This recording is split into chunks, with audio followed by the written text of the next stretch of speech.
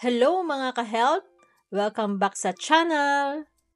Ngayong araw, pag-uusapan natin ang top 24 na nakakamanghang bagay na nasa bahay mo. Mula sa mga gadget na gamit mo araw-araw, hanggang sa mga bagay na nasa bahay mo lang, ang mga life hacks na ito ay babago sa pananaw mo sa mundo. Promise, huwag kang aalis dahil ang number 24 ay talagang nakakagulat. Kaya kumuha na ng snack, pindutin ang like button at tara na't simulan natin. Kusina. Simulan natin sa kusina, ang lugar kung saan marami tayong oras na ginugugol. Baka akala mo, alam mo na ang lahat tungkol sa mga gamit doon, pero magugulat ka. Una, lihim ng pasta spoon. Yung butas sa gitna ng pasta spoon, hindi lang yan para sa tubig. Tamang sukat yan ng isang serving ng spaghetti. Ipasok mo lang ang dry pasta bago lutuin. Pangalawa, aluminum foil box. Napansin mo na ba ang maliit na tabs sa gilid ng aluminum foil box? Kapag pinindot mo yan, hindi na gagalaw ang foil roll kapag hinihila mo. Pangatlo, Chinese takeout box. Alam mo bang pwede mong itong i-unfold? Ang mga takeout box ay ginawa para maging plato kapag binuksan ng buo. Mga sekreto sa banyo. Pang-apat, kulay ng toothpaste tubes. Yung maliit na kulay sa ilalim ng toothpaste tube.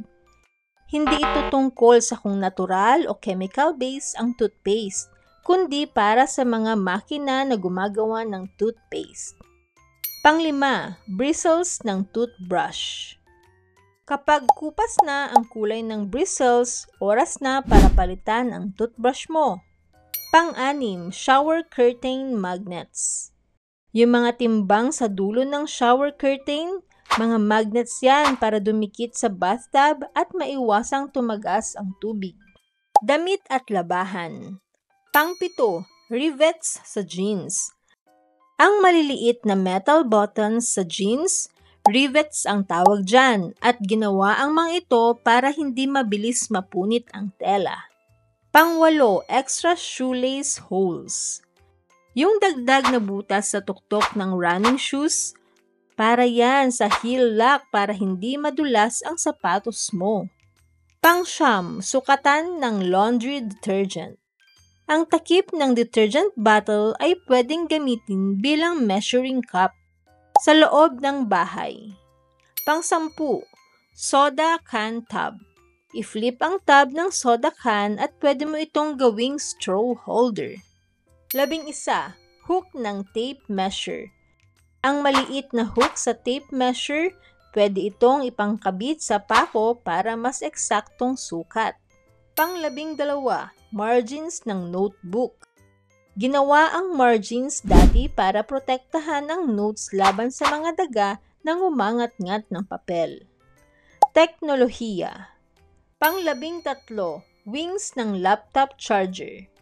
Para i-wrap ng maayos ang cord at hindi ito magulo. Pang-14, bumps sa F at J keys. Para sa touch typist, madaling hanapin ang tamang keys nang hindi tumitingin. Pang-15, phone camera. Ang camera mo ay pwedeng gamitin bilang panukat gamit ang AR feature. Pagkain at inumin. Pang-16, grooves sa soda bottle. Para sa tamang pressure distribution at maiwasan ng pagputok ng bote. Pang-17, dimple sa wine bottle. Idinagdag para maging matibay ang bote. Pang-18, chocolate bar segments. Sa halip na pirasahang snap forward, i-push ito pabalik para mas madaling mabali. Opisina at kagamitan. Pang-19, stapler base. Pwede mong iikot ang metal plate para sa iba't ibang uri ng stapling, permanent o madaling alisin. 20, butas sa pen cup. Ginawa ito para may daluyan ng hangin kung sakaling malunok. 21, paper clips. Hindi lang para sa papel, pwedeng gawing zipper pull, SIM ejector o cable organizer. Paglalakbay. 22. Backpack loops. Lash tabs ang tawag dito at para ito sa paglalagay ng extra gear tulad ng water bottle or carabiners. 23.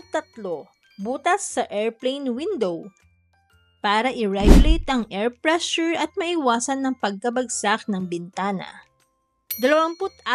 Gas gauge arrow.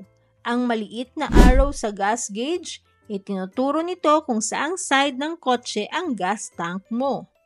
Narito ang pinakamalaking sorpresa. Ano kaya ito? Sabihin mo sa comments kung ano ang pinakagusto mo. Huwag kalimutang mag-like, mag-subscribe at pindutin ang notification bell para hindi mo ma-miss ang mga susunod na amazing content.